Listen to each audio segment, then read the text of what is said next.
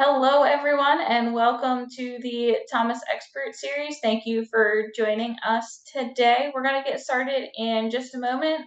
In the meantime, I would like everyone to double check their microphones, make sure everyone is muted. This expert series will be recorded and placed on demand within 24 hours, so please let your colleagues know how much you enjoyed the presentation today and direct them to the on-demand tab or have them sign up for future talks. To get everyone a little familiar with the chat, I want to see where everyone's tuning in from today. I'm in New Jersey. Where are you at, Mike and Gustavo? I'm also as Jackson. I'm also in Florida, Orlando. Okay. Where are you at, Mike? Yeah, up in Minneapolis, enjoying the cooling weather. Yeah, I've got some Florida, Philly, Jersey. I don't know what cool weather is. Right. Got North Carolina. Go Phillies. Massachusetts. Awesome. All right, so at this time, I'm going to go ahead and turn it over to Mike with NCI. Yeah, thank you. And welcome to the Cell Culture Microscopy in the Laboratory Expert Series provided by Thomas Scientific. My name is Mike Hare. I'm the Vice President for the Leica sales within Thomas Scientific. On the call, we also have Brad Johnson, our President. And most importantly, we have Gustavo Moraes from Leica Microsystems. Gustavo comes to us with lots and lots of experience. He's currently a product performance manager within Leica. Prior to that, he was deep into the application side of microscopy in the laboratory. So those are the quick introductions. I think the floor is yours, Gustavo, to kick us off and teach us a few things as it relates to microscopy and cell culture. Perfect. Thank you very much, Mike. Thank you, Heather, as well, and all the NCI and Thomas Scientific team for this opportunity to talk about a little bit of cell culture microscopy in the lab. So as Mike mentioned, I work for Leica, so you'll be hearing a lot about our solutions for cell culture. And why? Because, cell culture will be about having cells ready for experiments. That's the sample preparation part. But if you get your carrier, your Petri dish, multi-well plate, flask, whatever you want to use, and you look at it, you won't see your cells, right? So you will only see your medium. Then we need something to look at tiny structures. What do we use? Well, it's a microscope. Leica doesn't have a single model of microscope, has a whole workflow of for different applications, right? So I'm gonna just change to the next slide, which is this one. I won't explain everything about it for sure, but just to give you kind of a idea of different applications where microscopes can be. And these microscopes can come in different ways or models or styles, whatever you want to call it. So as you can see here is the cell culture part. This will be the main part today. You see mainly two models here. These are classic models for cell culture. Then you come to sample preparation, where you can use stereo microscopes, and routine, where you can use upright or inverted. And this is the one that I will be talking about today as well, Thunder Imager, when we will talk about fluorescence and all the difficulties or how you can struggle with fluorescence imaging, which is very helpful, but you will see later.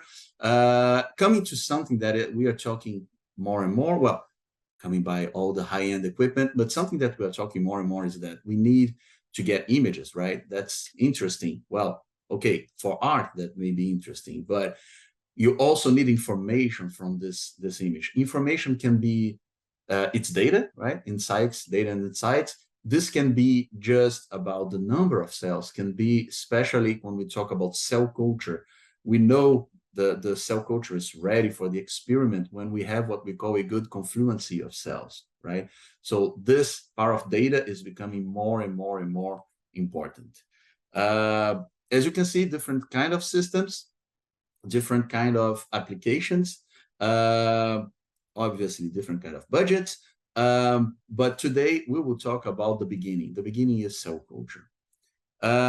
What do we use? We use a microscope. You see two here, right? So this is a very standard one, and this is kind of an all-in-one microscope, all-in-one. Why? Because you can use this to see your cells. I will go a little bit further on how you see your cells on this microscope. But as you can see, there's a screen. You get the image directly in front of you. You don't have the classic eyepieces, and you can get data from it. So let's go a little bit deeper on that. So this is what we have our name for it. This is the material TL for transmitted light. And what is transmitted light? Transmitted light is light coming from a light source, going through the microscope, passing by lenses and mirrors. I won't go in deep in that part. Passing by objectives. So you can have different objectives, different magnifications. And then here is where your cells or your sample will be, right, in the medium. And this is what we call a Petri dish. And light will pass through and go to eyepieces in a more traditional way or directly to the screen. As you can see, you see this kind of gray background with cells. That's not the reality of normally you see. You will see something like this, all white. Why? Because the cells are somehow translucent or transparent, whatever you want to call it.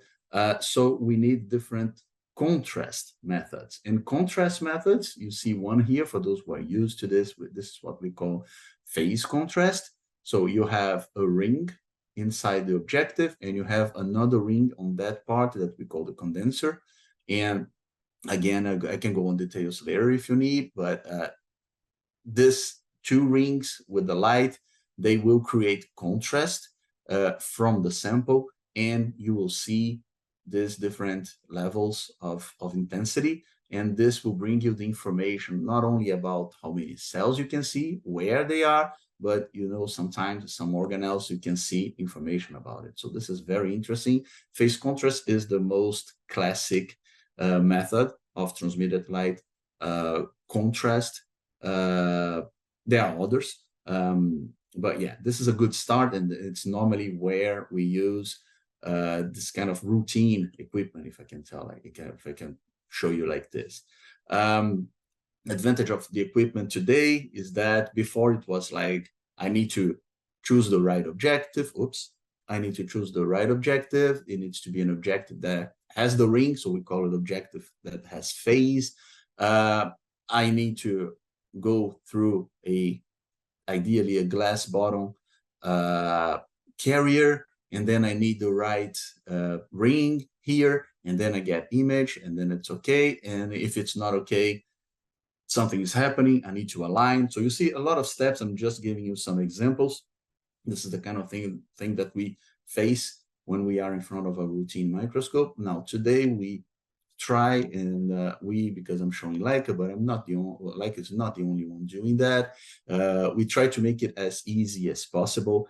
We do have kind of the easiest one today, meaning that not only the system will guide you on the right piece to place, but also on the screen, if it's not the good one, a message will pop up. They know which position you are on the condenser, right? So this is the kind of things that we can use. And then the rest is just, you turn it on, you choose the right magnification. The system will tell you, please move to this position. You move to the position, you get your image. With your image, you get a data. I will go a little bit more on the data, and you're ready to go. So this is a tool, needs to be useful, and this is what we look for. What are the typical challenges today? So I will repeat a few of them because I already said, but before it was about cell seeding. Now we talk about cell growth, cell confluency. This is one of the most important data that you will need to start your experiment. And obviously, people want to keep this information, right? So there is the kind of documentation part of the workflow on the cell culture check. And obviously, with the documentation comes something not that problematic on cell culture, but can be at some point, if you have a high volume of activity, is the data handling, right? So it needs to be easy to find and get the information for it. And this is all as a cell culture check. That means at this point, Now you're ready to start your experiment. And then you may use the same microscope, or you may go to a fluorescence microscope. You may go to those who know the confocal microscope or other kind of microscopes that you can use. So obviously this slide is about Matteo, but just to say that software is very important. It needs to be user-friendly, which is a kind of a big word, right? User-friendly, yeah. Obviously, I will tell you my software is user-friendly. My colleague from the competition will tell the same. What is user-friendly? So again, remember that this should be a tool. Cell culture, the microscope is a tool inside the cell culture workflow. It's just part of it, but it's an important part of it. So it needs to be fast. It needs to be easy. It needs to be a single click, 1, 2, 3, 4 clicks maximum. You have all data you need. And you know, I'm already talking about the data and not only the image. The image will come and the data will follow, right? Needs to be easy. Needs to have obviously at least one contrast method. In this case of the Matteo will be phase contrast, the most classic one, as I said. And, you know, all the kind of adjustments that you need to do, it needs to be at least guided, right? Or do it for you, which is kind of the case here. But if it's not doing for you the settings, the system needs to guide you, right? You don't need to be an expert in everything, and especially on one of the tools that you will use, right? So some examples, and then we will start to talk about data. Some examples of where we can use Matteo TL, or in a more general way, a cell culture microscope. You see here, we're using on a bench. Yes, you can use on a bench. You don't have any specifics about temperature. I mean, as soon as it's room temperature that you are comfortable in the room, that's good. And you can use, as you can see, a different kind of carriers. So here's a multi-well plate. You have flasks. So you see that you have enough distance to use with a flask, right? So all of this was took they paid attention to this kind of information to design the product, right? We are not a company that started doing microscopy last year. We have 180 years, I think, or something like that. So it's a lot of time that we are working with designing and optimizing, especially microscopes, right? And as you can see, you can also use, for example, under the hood, where you have a controlled environment, and then you just have to work with mainly the focus, eventually move here. This is the one that is the simple one. You could even have the mechanism as a standard microscope that you had even in school. That has the two knobs that you can move around on X and Y, as we call, so horizontal and depth. And then obviously you have the image, but then now what people need, I told you in the beginning, what people need now is information, insights, data. And this is where comes what we are today working on, where comes the confluency. So what is the confluency? Is that you have your image, you take your image, so this is the image, and then the system will tell you what's the confluency. So the amount of space occupied by cells compared to the background, right? Where you just have medium. And this will be where you will have enough cells to start your experiment. Obviously, it's automated. You click, you have the information, but you can still tweak a little bit. If you feel like, I don't want this and this and this, you can reduce the sensitivity a little bit. But what is important here is that without this kind of approach where you have an algorithm that will work always the same way, working the same way, same result, right? You change your sample, well, obviously your confluency will change, but the way it will reach this result will be the same.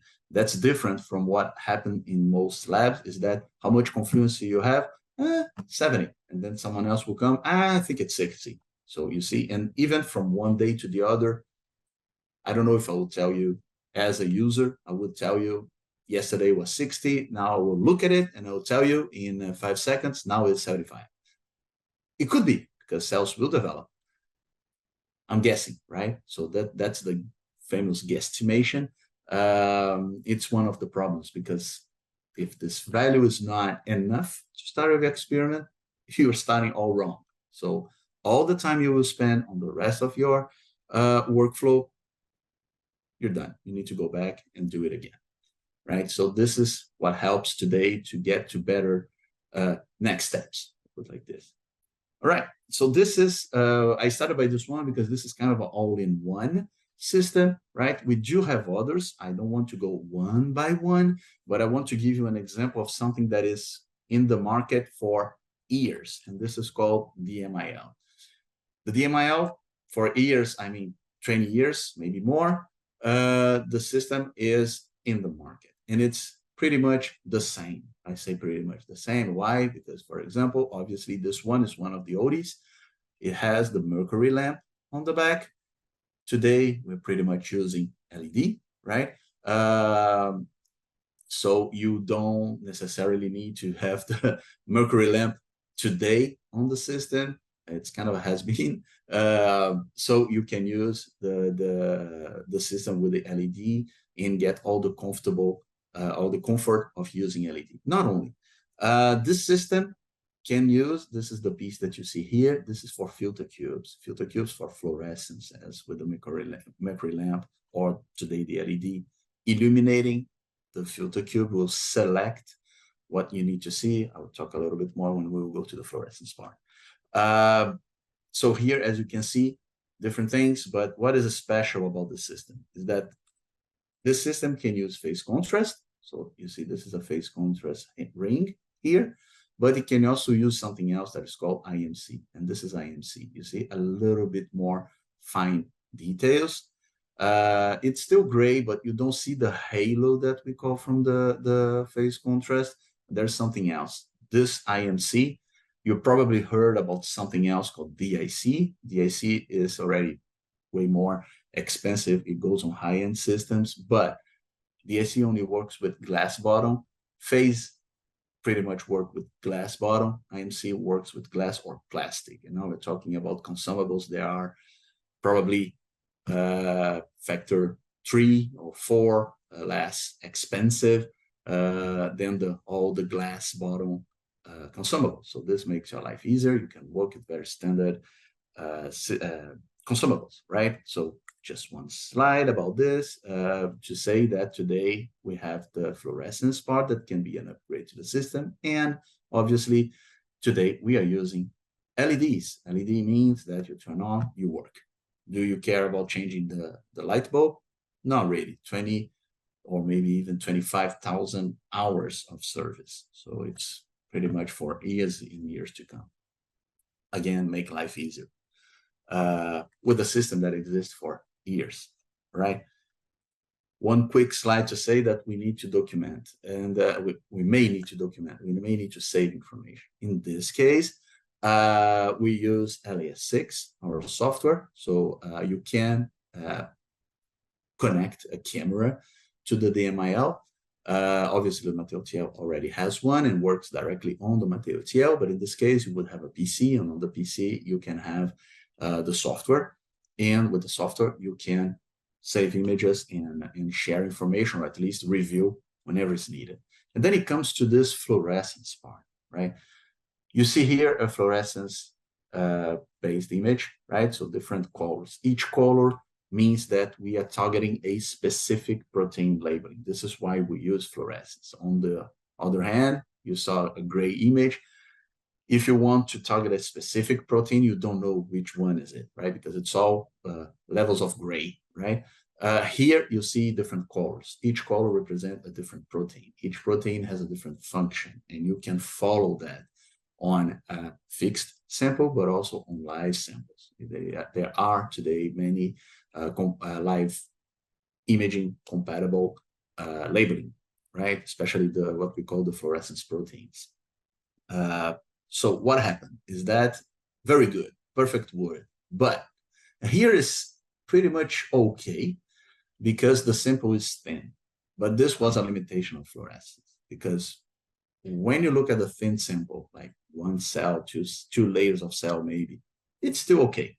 When it comes to more than that, what happens is that you will have the fluorescence, but the information of this fluorescence that will come back to the camera, let's say the sharp information or the focused plane of the sample will be nice. But with that, you get way more than that as somehow information, but this is coming from different focal planes.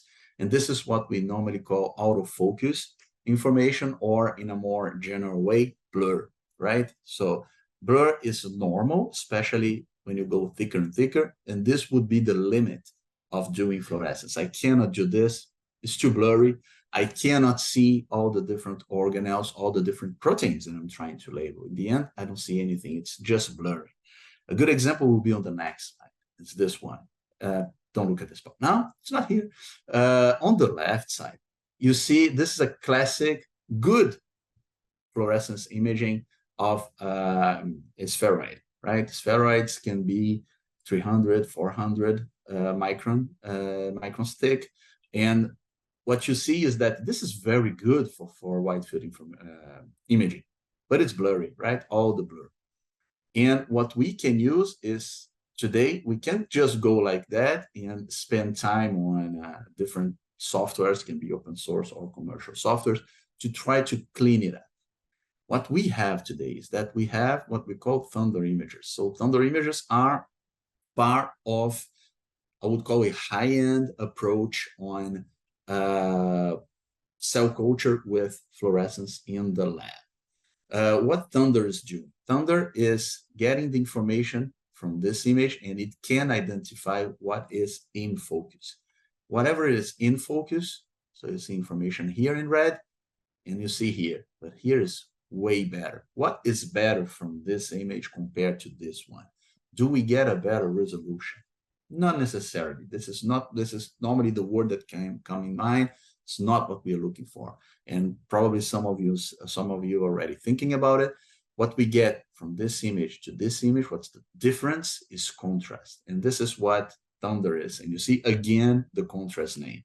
And fluorescence itself is a contrast method, very selective contrast method, but it's still a contrast method, giving a not very well contrast image. And then we have thunder to have a better image. So thunder images are a whole portfolio of imagers that we call systems that will be able, that can come in inverted for the cell culture, but just for information that can be also an upright, or even a stereo can have the thunder technology. Thunder technology that will clean and eventually get a better resolution. How do I say, or let's say, how can I get to that better resolution? Is that thunder itself is what we call computational clearing, the method, but this computational clearing is the one that you're seeing here. You see that I am not completely eliminating the blur, but I'm getting to a level that this information may be important, so the system prefers to keep them throwing away something that it identifies as maybe important, but everything that is validated as out of focus information, the system can see that, it will get rid of it. How can you get a better resolution? Is that whatever is close to the focused plane, the system can use something that is not completely new. It's just the way we do it that is newer, I would say, which is, instead of eliminating the blur, this complete blur will still be eliminated, but the blur that is very close or close enough to each focal plane, instead of being excluded, will be reassigned. Reassign signal to its right place. For those who know, that has a name that's called deconvolution. So thunder is not only deconvolution, but it can apply deconvolution on images. I will not go as well too much in details about deconvolution. This is for 2-3 hours, but it's just to say that this is a method that is in the real world is known as very slow. It takes time. From taking this image here to have the result here, it took about 20 seconds, right? So it's not that long. And this is just our approach. We have a different approach for this one. If we use only, oh, by the way, sorry, this is only computational clearing, but if we apply the convolution on top, this would take extra 20 seconds. And normally, this kind of sample would take probably, I would say, with a very, very, very good PC, would take around 10 to 15 minutes. And that you don't even know what will happen, right? But 20 seconds, you have time to, if it's not good, well, okay, we'll not use it. So you don't waste time anymore. Again, should be a tool, should be useful, and this is what it is. The rest of the presentation is about showing what we can do. So look at this sample. So this sample has a lot of information. Can you see it? Not really. And this is a 3D sample. This is a 3D acquisition. And you probably don't see how rich on information the sample is. But I will show you this right now by playing the video. Look what's inside. This is the reality of this sample. And you can turn around and see. So now you know muscles, everything else that you need to see. But the amount of information that was just hidden by the blood, it was there.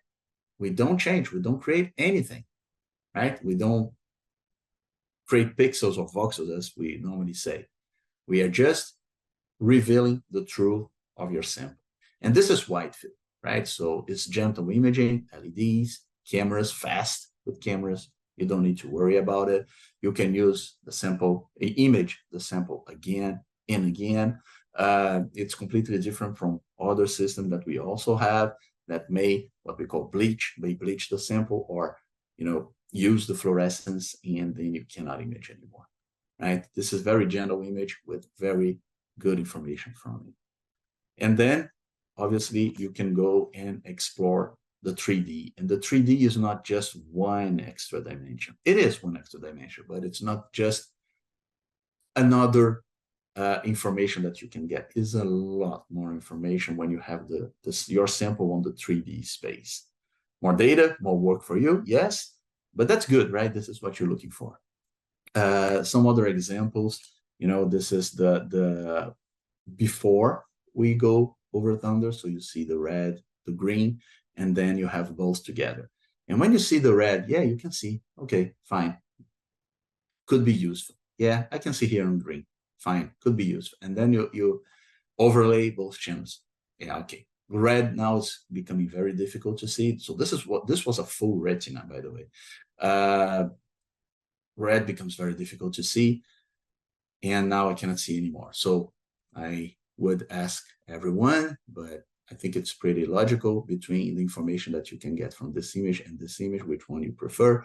I mean, it's obvious, right? You get better contrast, and contrast is everything about your image. As said before, so just to somehow finish the presentation and go for your questions, Thunder can come, it's an imager, it's a system, it's what we call optodigital technology. This system can come in different flavors, is the official name that we use. The ones for cell culture are here, mainly here, and eventually here if you want to use with electron microscopy as well. With the correlation between photonic and electron microscopy, you can have systems simple as this one, going up to systems that will have a lot of plugins. So this is a scanner for doing photo manipulation, and you have the full incubator to do live cell acquisition. So you see, you can go from simple to very advanced. But as you just heard, simple to advanced, not complex, because using Thunder is just about, I want Thunder. And this is how it works. You can see very, very tiny here, but this is how you use Thunder. You have 3 buttons. You choose 1, 2, or 3. 1, computational clearing only. 2, computational clearing plus deconvolution for small samples, small volumes. 3, the same for large volumes. That's all you need to know about Thunder. And just to finish, as you can see, that can come with uprights microscopes, stereo microscopes for model organisms, very big or large samples, and we can also use Thunder with different techniques. In this case, the cryoclam, but we also have laser microdissection, and Thunder can be also included in the system, so you can have a system that is very flexible for different applications. That's pretty much, I talked too much. That's pretty much everything I had to talk about, and I think we're going for questions. So Heather, I believe that I should stop sharing, right? Yeah. All right. That's it. So while everyone is typing out their questions, I do want to share my screen for just a moment. I want to let you guys know that there is a giveaway if you take the survey.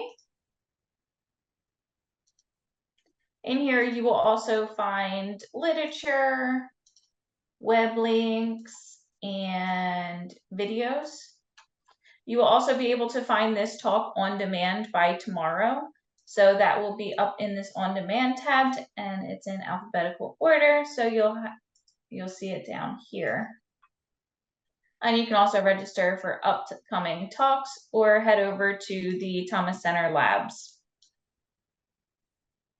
So I'll go ahead and hand it back over, and let's see if we have any questions. We do. So I will take the questions. We have two, maybe a little bit more now. Let me see. Yeah.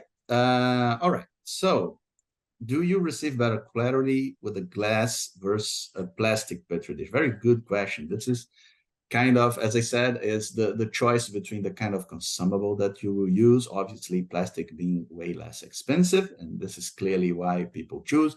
Sometimes for other reasons, cell adhesion or something like that. But in most cases, it's about budget.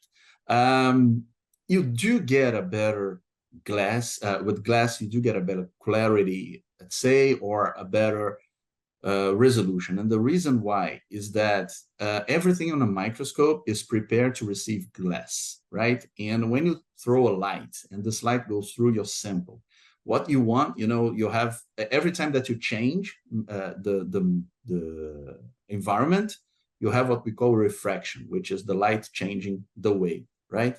So as the system is prepared to receive glass, what will happen is that when it goes from the glass, which are the lenses, and it goes back to glass, you kind of keep the same environment, right? So you do have the refraction because of air, but then you go back. When you use plastic, so not only plastic has a different refraction index, but the most important thing is that it's very, very variable, the refractive index of the plastic, right? And even inside the plastic, it goes everywhere. And you need this information, this photon, this beam, to go through your sample to give you information, right? In the end. If you don't know at some point where is it going, well, the information will be fuzzy, right? So what you get is exactly this term. With plastic, you can get somehow fuzzy information from the sample. Obviously, when you are using low magnification, will be way less impactful.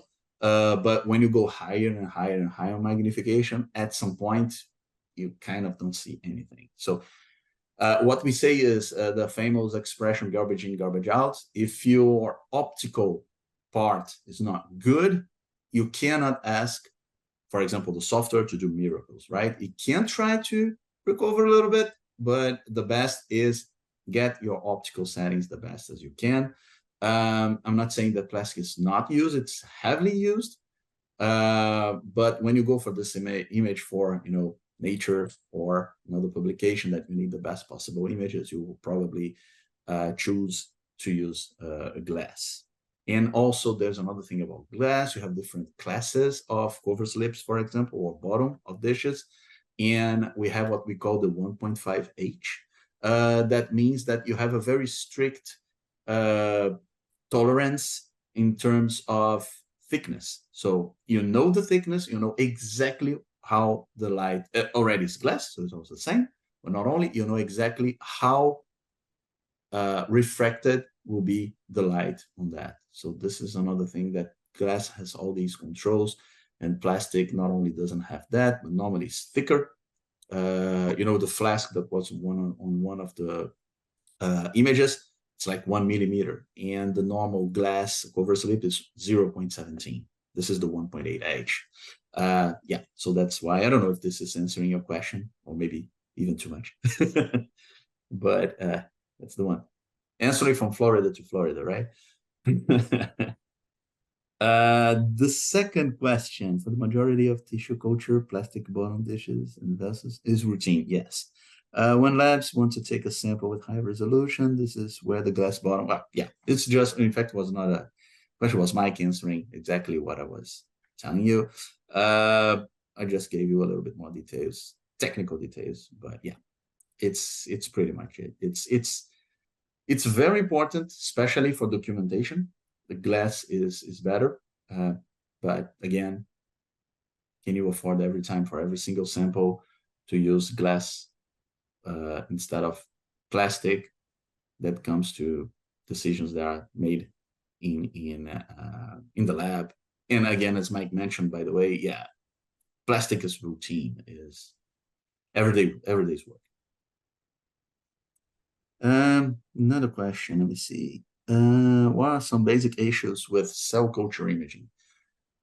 One of them is the beginning of everything, is the contrast, right? Is to get the better contrast. I will put this as one of the most important ones, is to get enough contrast. For that, phase contrast will be the most classic standard solution. DIC is the somehow called the high-end solution for that. Again, only works with glass in this case, the DIC. If you need to work with plastic or glass, it's not that it only works with plastic, but works with plastic and glass. You have the IMC on some systems, not only the DMIL, other systems like I don't have my screen shared anymore, but on Thunder, inverted is on the DMI8. You can have IMC on the DMI8, it's not a problem. Even very high-end systems like we have our recent Mika, that is kind of a whole system that can do almost everything but coffee. The system, for example, can have IMC. And why? Because we use plastics. Why do you need eyepieces on microscope if using a camera? You don't. Honestly, you don't. I came from, as you can see here, I'm not that young. I came from the time that we were probably not really using cameras, was mainly on eyepieces, so people get used to eyepieces. That was today is one of the main reasons we want to look at the eyepieces. We do sometimes get a better understanding of the sample on the eyepieces, but sometimes it's almost because we want to have a better understanding by the eyepieces. There is no specific reason. It's fast, right? You don't need to set up anything, any parameter. You just look at it, and the work that your camera would be doing, meaning exposure gain and other settings, well, your eyes are doing it for you. So in a kind of a intelligent way, because it's for you. But intelligent, yes, good. But can you plug a USB on your brain and get the images back and review it or show it to someone later on? No. And this is where cameras started to be very important, to not say essential today, to document, right? To have images and can review and analyze and do everything with your image. And this is where the cameras are going. And nowadays we are seeing more of a shift of systems where there is no eyepiece. In the beginning, that was killing me. Now, I must be very honest with you, Thunder Imagers, they have eyepieces. It's very rare that I go to the eyepiece. I start the system, I already start the software, I go to the software. Why? Well, it's convenient, it's fast, it's easy. And in the case of fluorescence on the eyepieces, you will still see the blur. There is no eyepiece Thunder, right? It works with the camera. So in this case, it's easier, convenient, and better, and faster in a way to go directly with the camera. Is Thunder or Decon a replacement to confocal? Good question. No, it's not. Thunder is a contrast optimization, okay? A confocal image can be a contrast optimization as well. This is the only part where they have kind of a common understanding that could replace. Well, confocal is not only to get good images, right? So this we hear a lot, especially on core facilities, people go into the confocal because I need a good image. And why was that? Because before Thunder, there were a few systems that they were complicated to use to get to this image optimization on the wide field, but they were not enough, right? They couldn't get, and the image that you get on the confocal we do hear a lot of people saying it's like exactly like a confocal image. Well, in reality, it is not like a confocal image. There are a lot of differences, right? Confocal image will have this pixel by pixel detection, right? So you have this pixel by pixel detection and not a camera that will take the full information at once. With pixels, yes, but it's one shot, right? Which makes both of them quantifiable. But if you really want, for example, to count the number of photons, this you don't do on the wide field word, you need a confocal. A confocal has what we call the optical section. So you have a very clean focal plane. Thunder can optimize that, but that won't be equal to a confocal, right? It will not be the same. But then the other side of the coin is that on a wide field, you go, you get your image done in, I don't know, maybe 3-4 minutes. You have everything done, including settings, place the sample, focus, everything else. And I'm talking about a multi-channel in very different colors and what we call the Z-stack or the 3D acquisition, right? The 3D acquisition on a wide field takes seconds. The 3D acquisition on a confocal can take minutes. Sometimes a full acquisition on confocal take hours, right? And also you're using lasers, which are damaging way more than the LED, right? But then the confocal, because it uses lasers, it can go to other techniques. So this is the kind of, not even the future anymore, but the present situation of confocal. You don't go to the confocal, as I said, just to get good images. You go to the confocal because you need a very thin optical section, and then you go to the confocal. You go to because you need to have a photo counting, and then you go to the confocal. Because, for example, nowadays, especially with our confocals, you go over the so-called spectral information, right? Different colors meaning different spectra of light, different wavelengths. You go to the confocal to get lifetime information. You go to the confocal to get super resolution information. Can you do super resolution with wide field? Yes, there is one technique that can do super resolution with wide field. With the confocal, you have several ones, right? And when you want to reach this way more resolution, if really needed, and then you go to the confocal. Where you go to Thunder, well, probably you'll start with Thunder, then you go to the confocal. That's one possibility. The other possibility is that we are talking here between scientists, right? So you have a scientific question that you need this question to be answered. And sometimes your question will be answered with even routine cell culture can answer in some cases. Not really common, but that can be the case. Sometimes you need to go to more high-end systems and your question is answered. You don't even need Thunder, just wide field. That can be enough. No, I cannot get my answer. I don't get the contrast that I need. I don't get the resolution that I need. And then I go to Thunder. This is the only possibility, is when your question can be answered on Thunder instead of going to another step, which will be the confocal.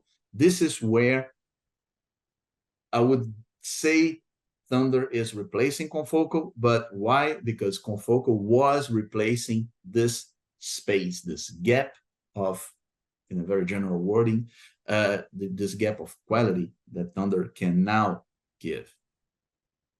Hope this answers the question.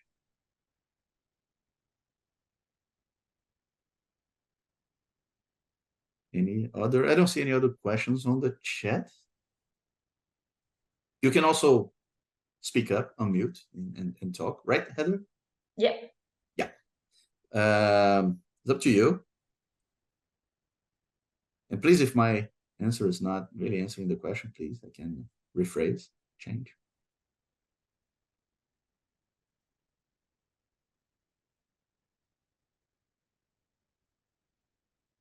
Any other last minute questions? No. All right. Thank you all for joining us today, and I hope you have a great rest of your day. Thank you very much, everyone. Have a great day.